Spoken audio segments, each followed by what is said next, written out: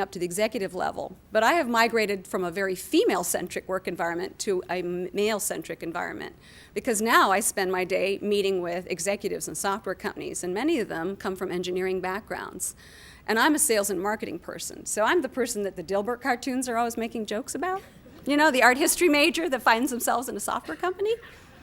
I used to be very self-conscious about that. I read InfoWorld. I read all these, IT industry magazines. I was just constantly reading about software applications and what categories they fell into and what, sectors they served and verticals and channel strategies.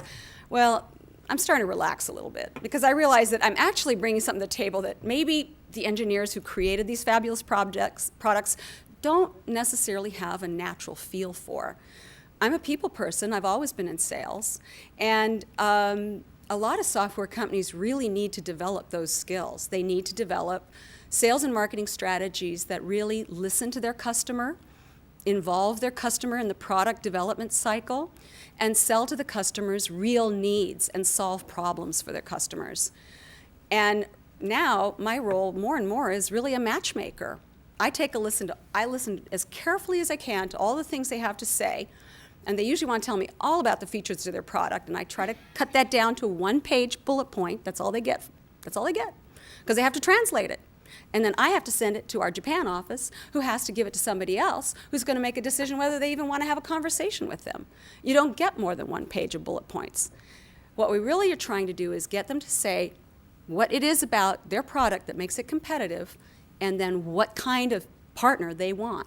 And then really our role is a lot more focused on creating a person-to-person, company-to-company relationship that can succeed. And so I'm really in the people business, and I have been all my life, helping people communicate with one another. So let me take you to my third point, which is, what are you doing now that might benefit you, or what can you do to collect skills and information that might help you identify what makes you passionate and fascinated? Because I've gone from art history to software, and I love the IT industry. I'm fascinated by it. I'm not an engineer, but I just think it's so cool, actually. I really love it. Of course, I did marry a geek, I have to say, but anyway. But it is really fun. And what the IT industry really needs is good communicators. So here's some, and the other thing is, in all these jobs I've done, every job had a slightly different set of skills that applied. I mean, I took graphic design after I graduated from college just because I wanted to do it. But all my friends were unemployed artists, so it looked like that wouldn't take me anywhere. Later on, as a director of marketing, the fact that I'd had some graphic design background made it much easier for me to hire a graphic designer and give them guidance and manage the projects that I was paying them to do. So whatever interests you, try it out and do it. That's one point. And the other thing is, as long as you're in college, push yourself a little bit to do something that is a little scary. My one regret is that I'm kind of a math phobe, and I wish that I could read financial statements, but they sort of scare me. And I know I need to learn how to use them and read them so that I can assess companies' financial stability better in order to help them better. So if I were to go back to school, I'd probably bite the bullet and do a little bit more of those accounting courses that I always avoided. So let me recommend that to you as well. In addition to following your passion, take a look at what might make a difference in your area of passion, and then push yourself to do maybe one scary thing a year, just to stretch yourself, okay? Am I running out of time? Okay. Well, I'll just tell you what I just want to give you a little metaphor. Life is a mosaic, and your life should also be considered something like a kaleidoscope.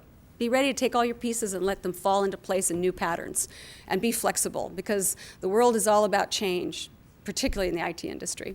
And I'll just stop there. Thank you.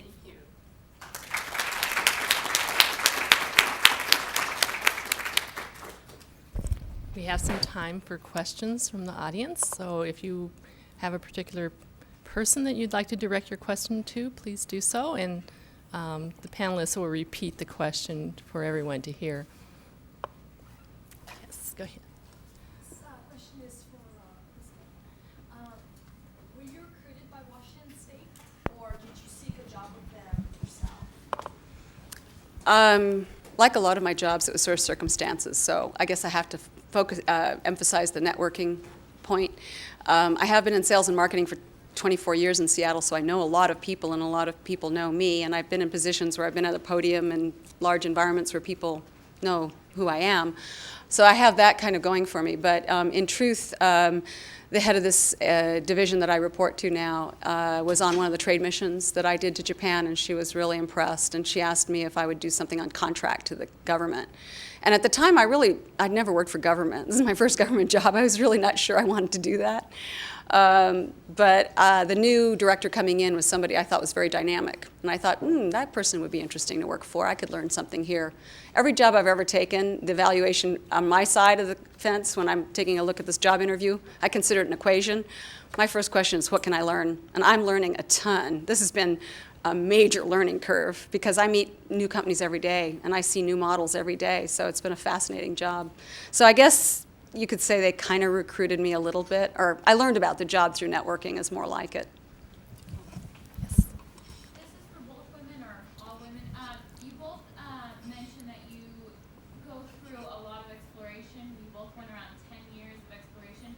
Is that a typical thing even for your peers, or do you think that was an exception for you guys?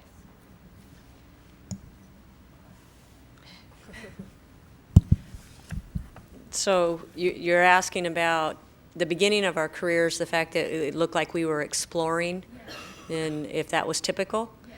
I'm really not sure if it's typical across the board.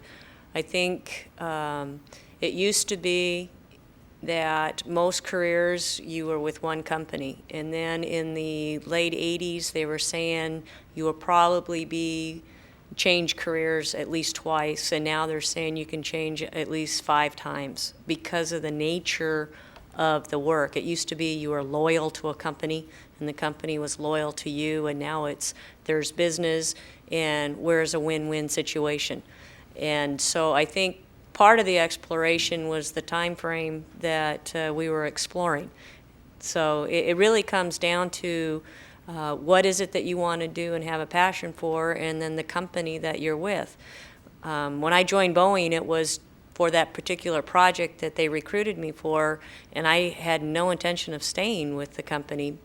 I thought it was a place to be when I got out of the service to settle down with my family, and then the fact that there were so many opportunities within the company that I ended up staying.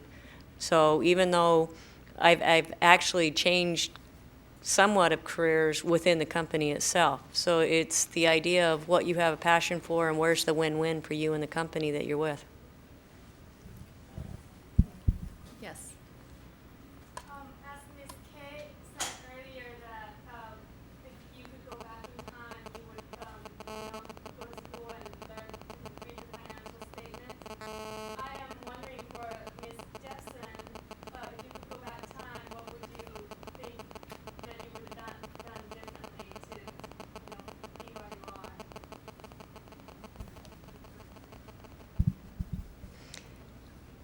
The one thing, so what would I do differently? Because Ms. K, one regret was you would have taken the financials. What was mine? The fact that I started out with a passion for foreign languages in terms of Spanish and French in high school, French and Russian in college, and I never stayed with it. And I really wish I had have. I just think it's important, especially with the globalization that's happening today. My son wants me to get into learning Japanese with him. He's in his 4th year. He's a senior in high school now, and he wants to live in Japan and do international business. My daughter did French. She's been to France. She absolutely loves it, and I'm thinking I need to get back to that. So even though I did take the classes, I really didn't apply them, and I wish I had it. Okay. We're at the end of our period. I want to again thank our incredible and remarkable panelists, a really awesome group of people. And thank you again to Boeing, and thank you to you for attending.